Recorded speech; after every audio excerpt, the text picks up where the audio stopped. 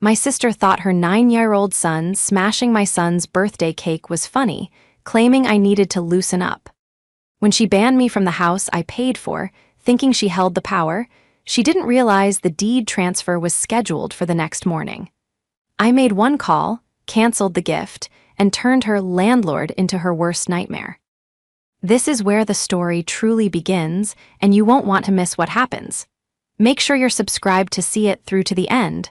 We're always curious. Where in the world are you all watching from today? Let us know in the comments. The frosting was blue, a deep, oceanic blue that my son, Ethan, had picked out himself. It was a 3-tier vanilla sponge cake, decorated with fondant sharks and little edible anchors, sitting proudly on the center of the picnic table in the park pavilion. Ethan was turning 7, and for the last 3 months, this cake was all he had talked about.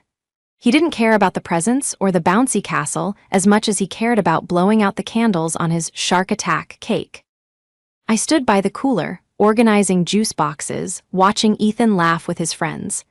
The sun was high, the air was crisp, and for a moment everything felt perfect. I had worked overtime for 6 weeks as a senior financial analyst to pay for this party, and more importantly, to finalize the massive financial gift I was about to bestow upon my family the next day. I felt a swell of pride.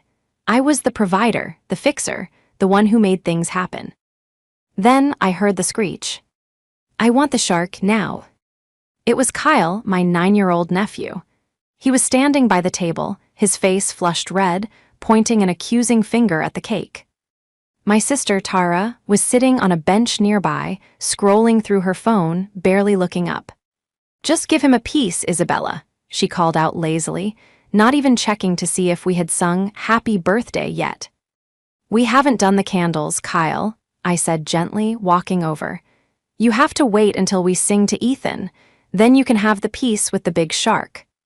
Kyle didn't like that answer. He had never been told no in his life, at least not in a way that stuck. He looked at me, then at Ethan, who was running over, his eyes wide with worry. "It's my cake," Ethan whispered, trying to be brave but clearly intimidated by his older, larger cousin. "Not anymore," Kyle screamed. Time seemed to slow down. I lunged forward, but I was too far away. Kyle raised both hands, fingers splayed like claws, and brought them down with all his body weight onto the center of the cake. "Isblat." The sound was sickeningly wet. Blue frosting exploded outward, splattering onto the wooden table and Ethan's new t-shirt. The fondant sharks were crushed into unrecognizable sugary rubble. The structure collapsed, the layers sliding apart into a heap of ruined sponge and cream. Ethan let out a wail that broke my heart instantly. He dropped to his knees, staring at the destroyed masterpiece. But it was what Kyle did next that froze my blood. He didn't look sorry. He didn't look scared. He pulled his hands out of the mess, coated in blue slime, licked his fingers, and screamed at the top of his lungs, "Now no one gets any." The silence that followed was deafening. Every parent in the pavilion stopped. The other kids froze. I looked at Tara. Surely this was the moment. Surely she would rush over, grab her son, apologize profusely, and try to salvage the day. Tara slowly stood up, tucked her phone into her back pocket, and sighed. She walked over, looked at the decimated cake, and then looked at me. "Well," she said, a smirk playing on her lips. "I told you he was hungry, Isabella. You shouldn't have made him wait. Kids get hangry." I stared at her, my hands trembling. "He destroyed Ethan's cake, Tara. He did it on purpose." "He's a child," she scoffed, waving her hand dismissively as if I were discussing a spilled glass of water. "Don't make a scene. It's just a cake. I'll buy you a box mix later." I looked at Ethan, who was sobbing into his hands. I looked at the ruin of the party I had spent months planning. And then I looked at my sister, standing there with that arrogant entitlement that had defined our entire relationship. The betrayal wasn't just in the act, it was in her complete lack of empathy.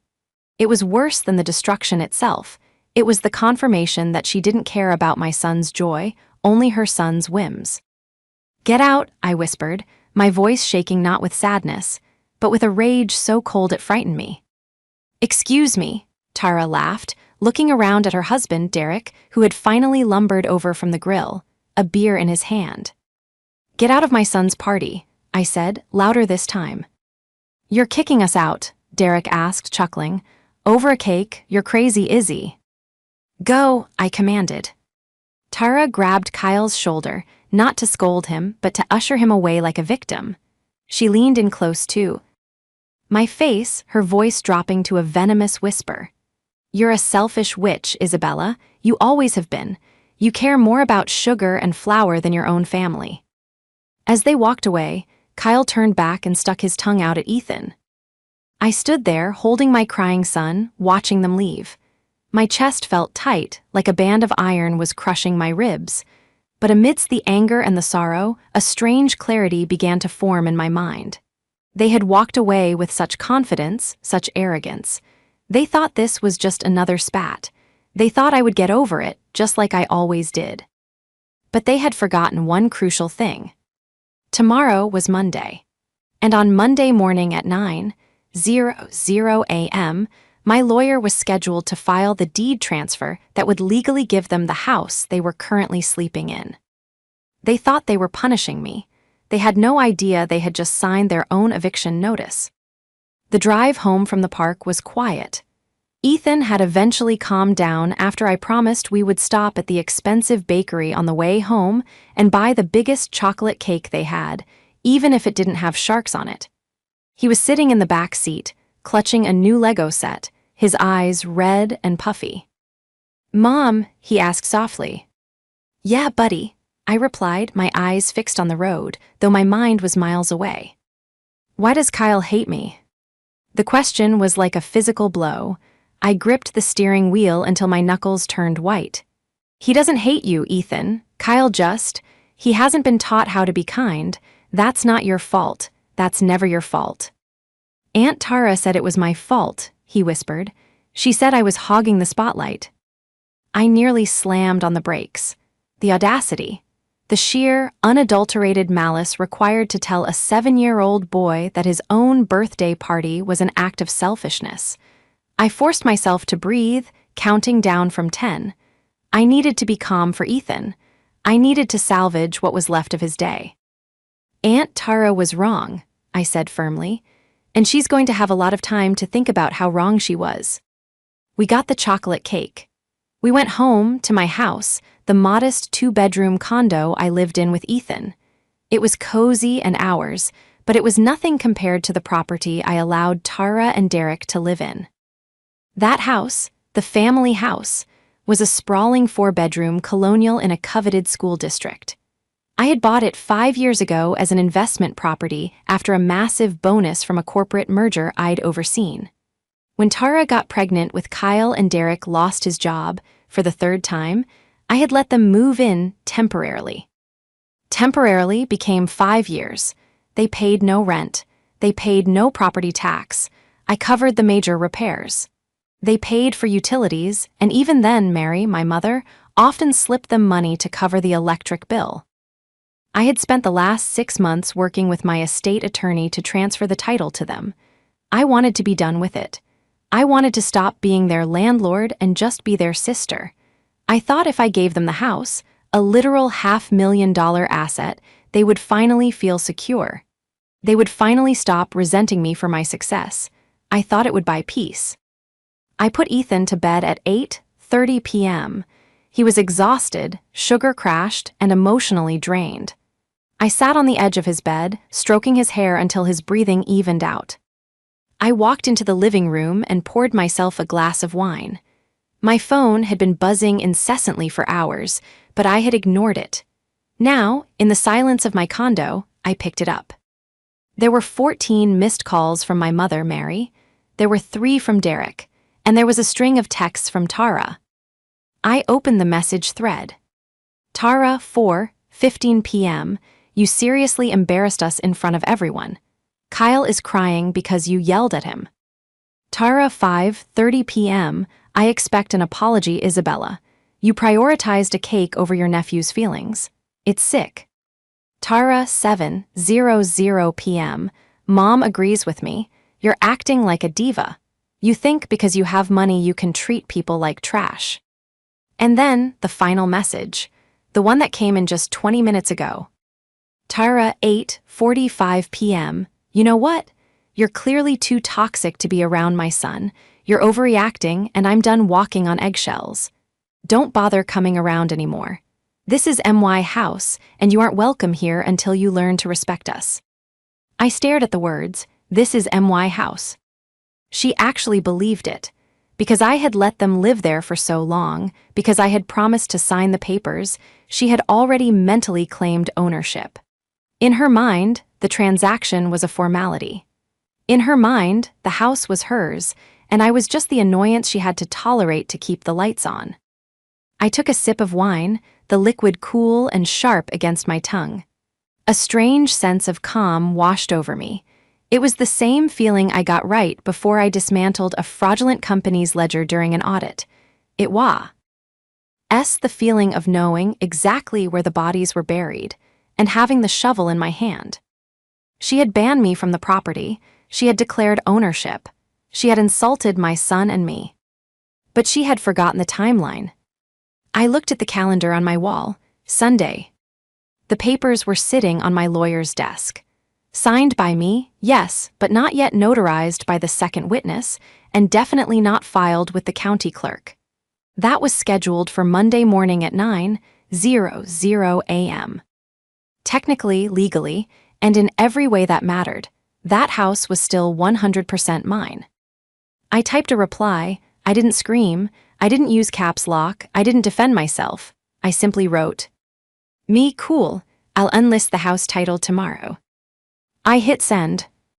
I watched the delivered status appear, then read. I set the phone down on the coffee table and waited. I knew exactly what was going to happen. They were going to panic, but they didn't know the half of it. I wasn't just going to stop the transfer. I was going to do what I should have done 5 years ago. I was going to treat this like a business transaction. And business was about to get very, very ugly for them. The phone rang 30 seconds later. It was Tara. I let it go to voicemail. It rang again immediately. Derek, voicemail. Then my mother, Mary. I hesitated. My mother was the architect of this dynamic. She was the one who had always insisted that I, the capable one, needed to make allowances for Tara, the sensitive one. When we were kids, if Tara broke my toys, Mom would say, "She didn't mean it, Isabella. You have so many, just share." When I got straight A's and Tara skipped class, Mom would say, "Don't brag, Isabella. It makes your sister feel stupid." I had spent my entire life shrinking so Tara could feel big. The house was supposed to be the ultimate act of shrinking, giving away my biggest asset so she could finally feel like an equal. I picked up the phone. "Hello, Mom," I said, my voice flat. "Isabella," Mary's voice was shrill, breathless. "What on earth is going on?" Tara called me sobbing. "She said you're threatening to take their home away." "I'm not taking anything away, Mom," I said, walking over to my laptop and opening it up. "I'm simply deciding not to give a gift. There's a difference." "A gift, that house is their home. You promised, Isabella, you promised them." "I promised a lot of things," I countered. "I promised to look out for them. I promised to help them get on their feet. But today, Tara looked me in the eye after her son destroyed Ethan's birthday and told me I wasn't welcome. She said it was her house." "She was just upset," Mary pleaded. "You know how she gets. She's under so much stress with Kyle. He's a spirited boy." "He's a bully, Mom, and she's raising him to be an entitled brat just like—" I stopped myself. "Just like she is." "How dare you?" Mary gasped. "Your sister struggles. She doesn't have your fancy job or your brain for numbers. She needs security. If you don't sign those papers tomorrow, you are putting your own nephew on the street. Do you hear me? You are making them homeless."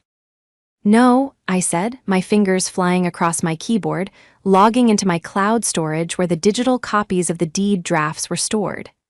"They are making themselves homeless. Tara told me not to come around.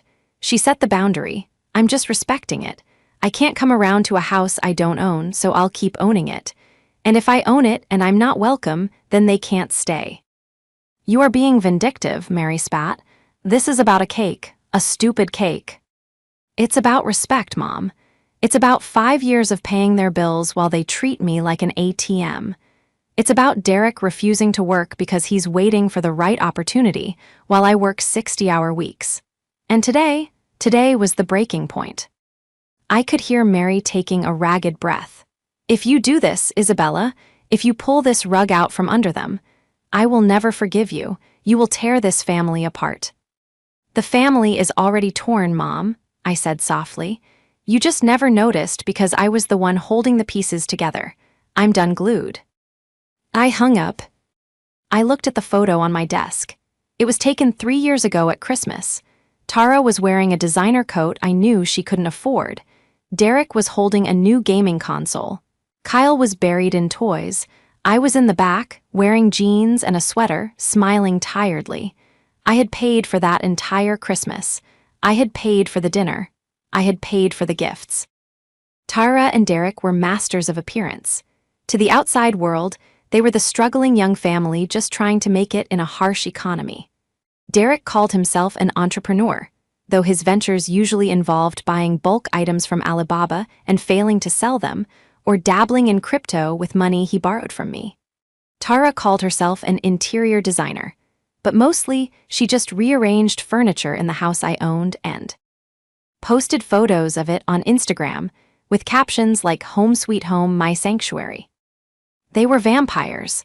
They drained energy, money, and joy. And the worst part was they truly believed they deserved it.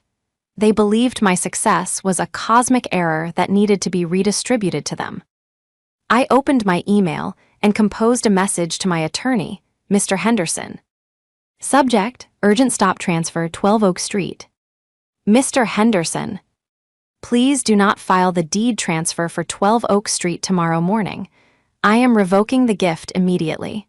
Please prepare a notice to quit for the occupants. We are moving to eviction. Regards, Isabella. I stared at the screen. My finger hovered over the mouse. This was the nuclear option. Once I sent this, there was no going back. The war would be total. I thought about Ethan's face when the cake collapsed. I thought about Kyle's laugh. I thought about Tara's text, "Don't bother coming around anymore." I clicked send. Monday morning arrived with the grim predictability of a storm front.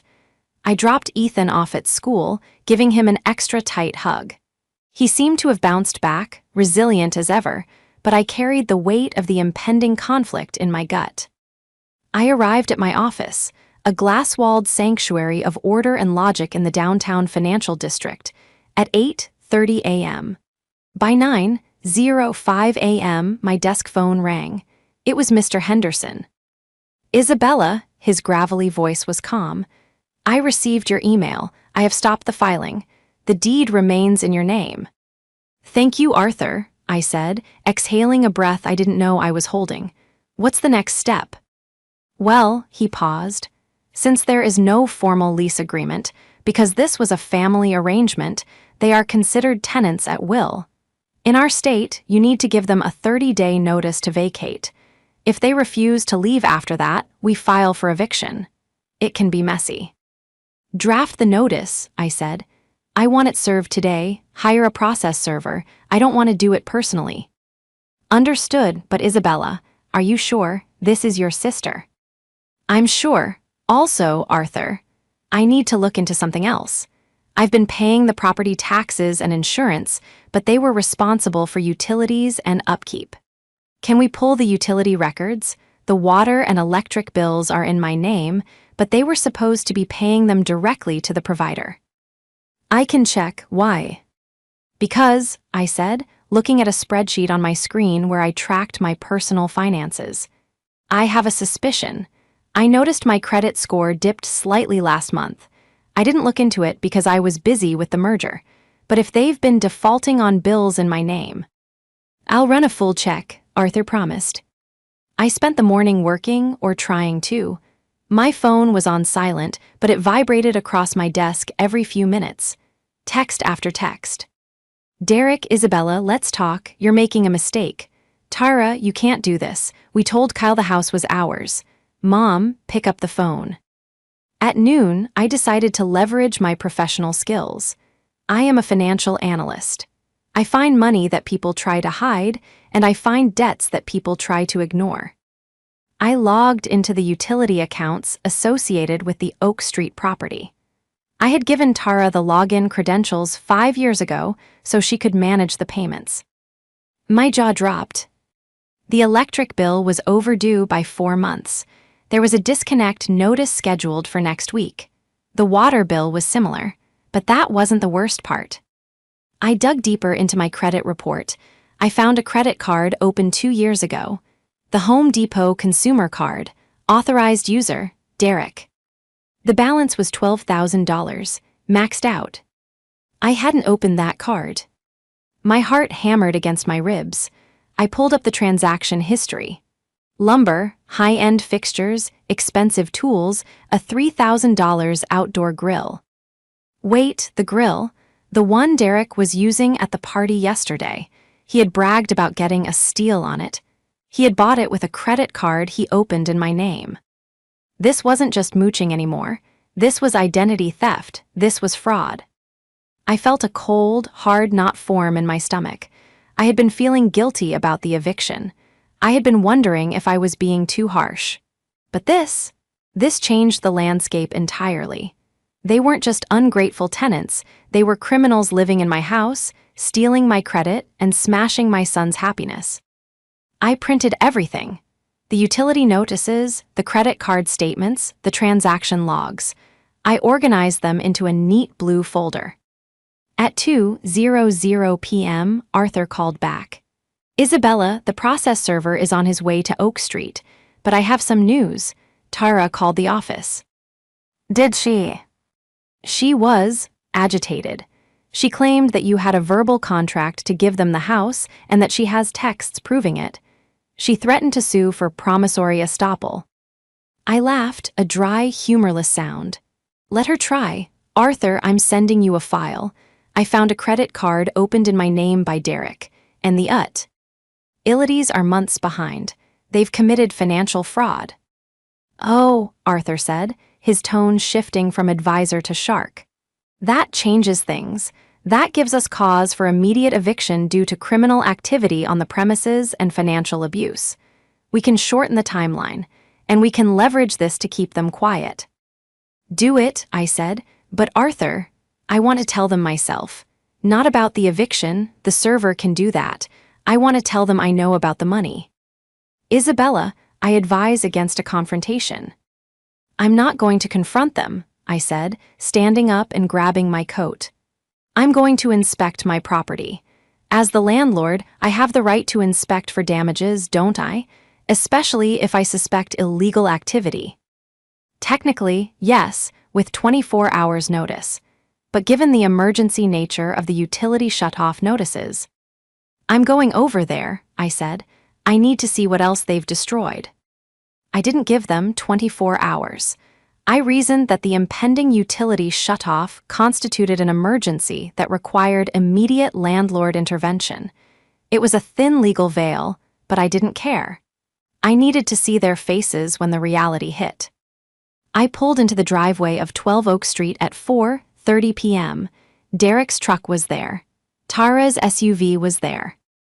I walked up the path. The grass was overgrown. There were toys scattered everywhere, expensive, battery-operated cars and drones rotting in the sun.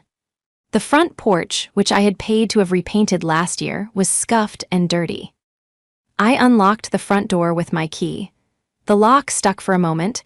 They had probably changed it without telling me, but I had a master key system installed years ago for emergencies. It turned. I pushed the door open. "Who is it?" Tara's voice came from the kitchen. She sounded frantic. I walked in. The house smelled of stale popcorn and dog. They didn't have a dog when they moved in. "It's the landlord," I announced, my voice echoing in the hallway. Tara rushed out of the kitchen, phone in hand. When she saw me, her face twisted into a mask of fury. You have no right to walk in here. I told you not to come around." "And I told you I was unlisting the title," I said calmly, stepping further into the living room. It was a mess. There were holes in the drywall. The carpet was stained.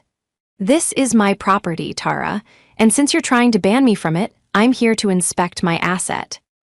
Derek appeared behind her, looking sweaty and nervous. Isabella, look, we can talk about this. You can't just... Shut up, Derek, I said, not even looking at him. I tossed the blue folder onto the coffee table. It landed with a heavy thud. We're past talking. We're at the evidence stage. Tara looked at the folder, then at me. What is that? That, I pointed, is the credit card statement for the Home Depot card Derek opened in my name. $12,000, Derek? Really? Derek's face went pale. I was going to pay it back. It was for the house, improvements. Improvements? I gestured to the hole in the wall. Is that an improvement? And the grill, the one you cooked burgers on yesterday while your son terrorized mine, is that a structural improvement? Tara grabbed the folder and ripped it open. Her eyes scanned the pages. She didn't look ashamed, she looked cornered. You can't prove Derek did this, she snarled. Maybe you opened it and forgot. You're always so busy. IP addresses, Tara, I said coldly. The application was submitted from the IP address of this house, on a computer with the device name Derek PC. I've already pulled the logs. So what? Tara threw the folder back down. You're rich. Who cares about 12 grand? You were going to give us a house worth 500,000. This is pennies to you. It's fraud, I stated. And it's a felony, and it's the reason you're leaving. We're not leaving, Tara screamed, stepping into my personal space. We have rights, squatters' rights, tenants' rights. You can't just throw a family on the street because of a credit card. Just then, a heavy knock echoed from the front door. We all froze. That will be the process server, I said, checking my watch. Right on time. Derek looked at the door, then at me, panic finally setting in. Isabella, please, don't let him serve us. If we have an eviction on our record, we'll never be able to rent anywhere else. Please. You should have thought about that before you let your son destroy my son's birthday, I said, my voice devoid of pity. And you definitely should have thought about it before you stole from me. I turned and walked to the door, opening it. A large man with a clipboard stood there. Tara and Derek Miller, he asked. They're right inside, I said, stepping aside. As the server walked past me to hand the papers to a sobbing Derek and a screaming Tara, I felt a vibration in my pocket. It was my mother again. I declined the call. The trap was sprung, but looking at Ra's face, the pure, unadulterated rage, I knew this wasn't over. She wasn't going to go quietly. She was going to try to burn the house down with me inside it, metaphorically speaking. The next 2 weeks were a blur of legal motions and social warfare. Tara didn't pack. Instead, she went on the offensive. She took to Facebook. She wrote long, rambling posts about how her rich, heartless sister was evicting her innocent family over a misunderstanding at a birthday party. She left out the part about the fraud. She left out the part about the 5 years of free rent. She painted herself as the victim of a cruel, child-hating tyrant. People I barely knew, distant cousins, old high school friends, started commenting. Stay strong, Mama. Karma will get her. How can family be so cruel? It hurt, I won't lie. It stung to see people judging me without knowing the truth. But I had Arthur, and I had my evidence. Then came the escalation. I received a call from Child Protective Services. An anonymous teepster had claimed I was neglecting Ethan, leaving him alone for hours, and that my home was unsanitary. When the social worker arrived at my spotless condo, saw my well-fed, happy son, and reviewed my work schedule, she closed the case within 20 minutes. This happens more than you'd think during family disputes, she told me apologetically. But that was the line. That was the moment the last ember of sisterly love died. Tara had tried to take my son away. She's dangerous, I told Arthur the next day. We need them out now. I don't want to wait the full 30 days. We have the hearing for the emergency eviction on Thursday, Arthur said. Because of the fraud and the damage to the property, the judge expedited it. But Isabella, you need to be prepared. They have a lawyer. A legal aid attorney, but still. They're going to argue that the credit card was a gift, that you authorized it verbally. I have the emails, I said. I went back 5 years. Every time I gave them money, I documented it. Here is $200 for groceries. Here is $500 for car repair. There is no email authorizing a credit card. The pattern of behavior shows specific requested amounts. The credit card is an anomaly. Good, bring everything. The night before the hearing, my mother showed up at my door. She looked 10 years older. Isabella, she said, standing in the rain. Please, drop the case, Tara, she's falling apart. Kyle is acting out at school. Derek is drinking again, you have to stop this. I didn't start this, Mom, I said, not inviting her in. They stole from me. They tried to ruin my reputation. Tara called CPS on me, Mom. Did you know that? Mary flinched. She was just desperate. She didn't mean it. She tried to have Ethan taken away, I said, my voice shaking. If she had succeeded, Ethan would be in foster care right now. Do you understand that? Your sensitive daughter tried to orphan your grandson. Mary began to cry. She's sick, Isabella. She's not right in the head. She needs help, not homelessness. Then you help her, I said. You take her in, but she is leaving my house. And if you defend her one more time, you're not welcome in my life either. I closed the door. I slid down against the wood and sat on the floor, burying my face in my knees. It was the hardest thing I'd ever done. But I knew that if I opened that door, I would be enabling the abuse for another decade. Thursday came. The courtroom was small and smelled of floor wax. Tara and Derek sat at the other table. Derek wouldn't look at me. Tara glared, her eyes puffy, wearing a modest dress I had bought her for a job interview she never went to. The judge was a stern woman, with glasses perched on the end of her nose. Their lawyer stood up. Your Honor, my clients have lived in this home for 5 years. There was a verbal agreement that the home was theirs. The eviction is a retaliatory measure because of a family dispute. The alleged fraud is a misunderstanding regarding authorized spending for home repairs. Arthur stood up. He didn't make a speech.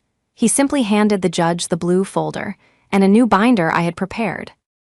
Your Honor, Arthur said, the plaintiff submits evidence of unauthorized credit lines opened in her name. We also submit the text messages from the defendant, Tara Miller, dated the night of the incident, explicitly stating, don't bother coming around anymore, acknowledging the plaintiff's exclusion from the property. Furthermore, we have an affidavit from the utility company regarding 5 months of non-payment despite funds being provided for that purpose. The judge flipped through the pages. She paused at the credit card statement. She paused at the text messages. She looked up at Tara. Mrs. Miller, did you send this text? Tara stood up, her voice trembling. Yes, but I was angry. She made my son cry. And this credit card, the judge continued, can you show me the written authorization from the plaintiff, allowing you to open a line of credit in her name? She told us to, Tara shouted, losing her composure. She said, fix up the house. How were we supposed to do that without money? She has so much of it, she doesn't even miss it. The courtroom went silent. Tara had just admitted it. She admitted spending the money because I had so much of it. The judge closed the folder.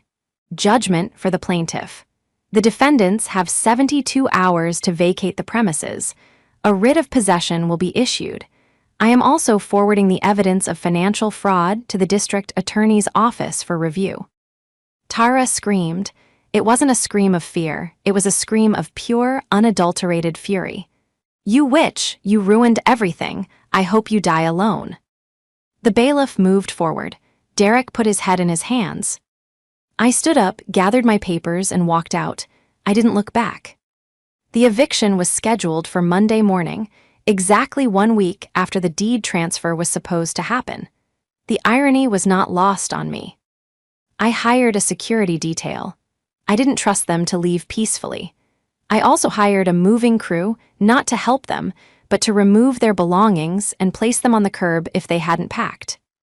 I arrived at the house at 9:00 a.m.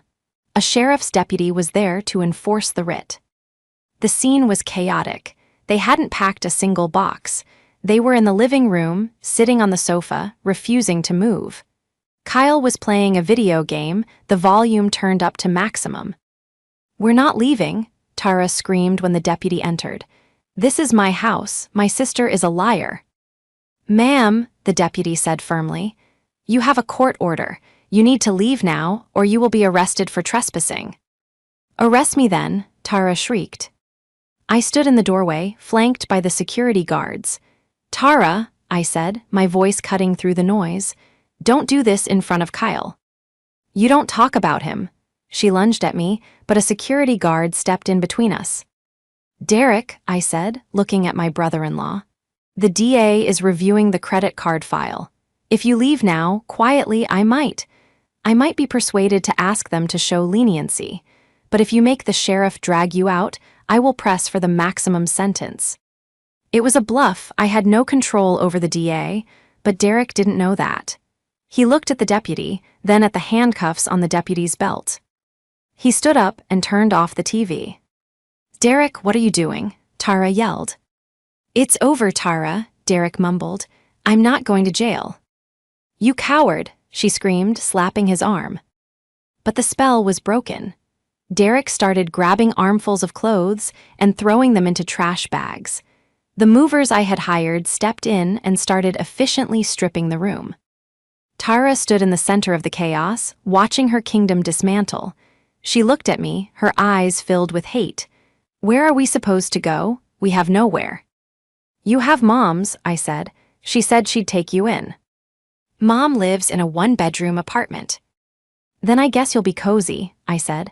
"Kyle, grab your shoes." Kyle looked at me. For the first time, he didn't look like a bully. He looked like a scared little boy. "Aunt Izzy." "It's okay, Kyle," I said, my voice softening. "You're going to Grandma's." "But my game." "Take the game," I said. It took 3 hours. By noon, the house was empty. Their possessions were piled in the driveway. Derek loaded what he could into his truck. Tara sat in her car, refusing to look at me. As they backed out of the driveway, Mary pulled up. She got out, looking at the pile of junk on the lawn, then at me. "Are you happy?" she asked, tears streaming down her face. "No, Mom," I said honestly. "I'm not happy. This is a tragedy. But it's a tragedy they wrote. I just refuse to play the supporting role anymore." Mary shook her head, got back in her car, and followed Tara and Derek. I walked back into the empty house. It was filthy. The walls were damaged, the carpets were ruined, but it was quiet. It was mine again. I walked to the kitchen, to the spot where I had imagined signing the deed over to them. I took a deep breath. The air was stale, but it felt lighter. The parasite was gone. The fallout was swift and absolute. Tara and Derek moved in with my mother. It lasted 3 weeks before they were kicked out. Apparently, Tara tried to take over Mom's finances, and Mary finally saw the light. They are currently living in a rental in a different town, paid for by Derek, who was forced to get a job at a warehouse to pay off the restitution for the credit card fraud. He avoided jail time by pleading guilty and agreeing to a payment plan, something I pushed for Kyle's sake. I sold the Oak Street house. I couldn't keep it. Too many bad memories. I sold it to a nice young couple who promised to fix the garden. With the proceeds from the sale, after paying off the mortgage and the credit card debt Derek racked up, I had a substantial sum left over. I didn't keep it. I didn't want that money. I set up an irrevocable trust for Ethan. It will pay for his college, his first car, and maybe a down payment on his own home one day. But there's a clause. He only gets it if he maintains a job and attends financial literacy courses. I will not raise another Tara. I also set up a smaller, separate trust for Kyle. He can access it when he's 25, provided he has a clean criminal record. It was my last act of aunthood. I haven't seen him since the eviction, but I hope, one day, he breaks the cycle. My relationship with my mother is recovering. We talk once a week. She respects my boundaries now. She realizes that by enabling Tara, she almost destroyed us all. As for me, I threw another party for Ethan a month later, just us and his friends. We had a chocolate cake. No sharks, No screaming, just laughter. I sat back and watched him eat, messy and happy. I realized that by cutting off the dead weight, I hadn't just saved my finances. I had saved my peace. I had taught my son that family is important, but self-respect is non-negotiable. And somewhere, in a small apartment, I knew Tara was probably still blaming me for everything. But for the first time in my life, I didn't care. Her voice was just noise, and I had finally learned how to hit mute.